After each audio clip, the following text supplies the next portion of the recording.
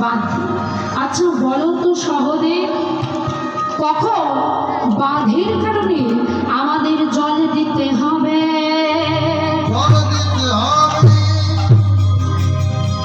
কি বাঁধের কারণে আমাদের জল দিতে হয় নাকি?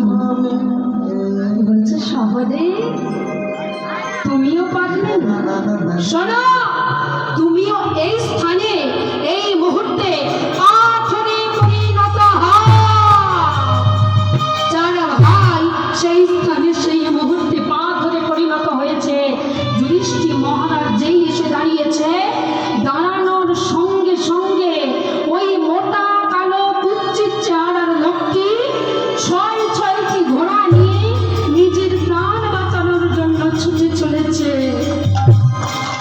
এইদিকে যুধিষ্ঠির মহারাজ আসার কারণে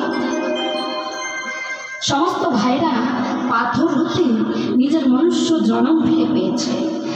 একে অপরে বলা বলি করছে, জানো দাদা আমাকে এই প্রশ্ন করেছে, ও বলে জানো দাদা আমাকে ওই প্রশ্ন করেছে। যুধিষ্ঠির মহারাজ বলছে, দাঁড়াও ভাইরা, তোমরা একে একে বলো তোমাদের প্রশ্নগুলি কি। প্রথমে গিয়েছিল কে? ভীম। আমার প্রথম প্রশ্ন কি ছিল? কি গো প্রথম প্রশ্নটা কি ছিল? এক বলছে দুগ্ধ 7টি কলসিতে পরিপূর্ণ করা হবে, কিন্তু 7টি কলসি দুগ্ধ নিয়ে যখন একটি কলসি পরিপূর্ণ করা হবে, একটি কলসি পরিপূর্ণ হবে না। বলছে শোনো অর্জুন। অর্জুন দিয়েছিল বাবা, প্রথমত দিয়েছিল কে না ভীম। বলছে শোনো ভীম,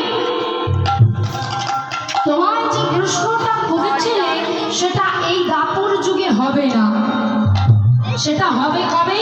সেটা হবে আগত কলি যুগে।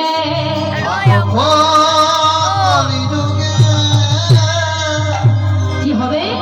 শোনো, কলি যুগে এমন দিন আসতে চলেছে, একটা মা তার 7টা সন্তানকে লালন পালন করবে, বড় করে তুলবে, মানুষের মতো মানুষ করে সমাজের মাথা উঁচু করে বাঁচতে শেখাবে। কিন্তু সেই সন্তানরা মানুষের মতো মানুষ হয়ে নিজের পিতা মাতাকে সেবা দেবে না, নিজের পিতা মাতাকে দিয়ে আসবে ওই বৃদ্ধাশ্রমে। এ যুগে কেমন হচ্ছে না? কি গো, এ যুগে কত মা বৃদ্ধাশ্রমে গিয়ে পড়ে আছে, কত মা গৃহ ছাড়া হয়েছে।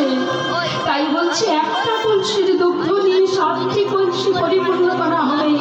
একটি মা 7টি সন্তানকে লালন পালন করে বড় করবে, আর একটি সন্তান মাকে দেখবে না। দ্বিতীয় প্রশ্ন কি ছিল?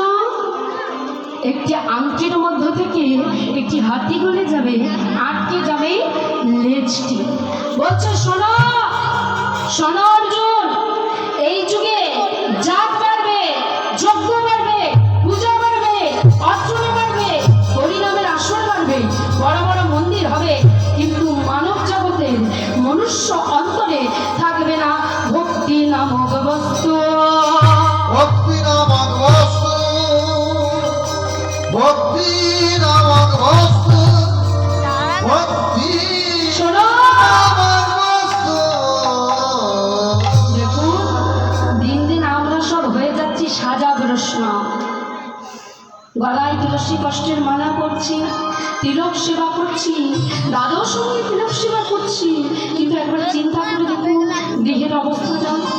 সব কিছু করে মাছ মাংস সমস্ত কিছু ভক্ষণ করছি। এই তো কলিযুগের ভক্তি, এই তো কলিযুগের সাধুত্ব। কলিযুগে ভক্তি নামক বস্তুটা থাকবে না। তৃতীয় প্রশ্ন কি ছিল? বলছে কখন ওই বেড়াগুলি ভক্ষণ করবে ওই ফসলগুলিকে। বলছে কলিযুগে এমনও দিন আসতে চলেছে, এ যুগে যারাই হবে রক্ষক তারাই হবে ভক্ত। চতুর্থ তো প্রশ্ন কি ছিল? বলছে কখন বাঁধের কারণে জল দেওয়া হবে। শ্রীমদ ভগবতী আছে একটা সদ্যজাত গাভী একটি সন্তান জন্ম দিয়েছে। গাভী সন্তান জন্ম দেওয়ার পরে সেই সন্তানটিকে চাপতে চাপতে চাপতে চাপতে সন্তানটির মৃত্যু ঘটালো। এখানে আমাদের কলিজীবী শিক্ষা দিয়ে গেল, বুঝিয়ে গেল ও কলিজীবীর বাবা মায়েরা এই জন্য অরিকে রাগ ধরে সন্তানদের এতটাও ভালোবেসো না, আমাকেও রাখতে এতটাও মাথার উপর ভালো তোলো কথা না বলছি।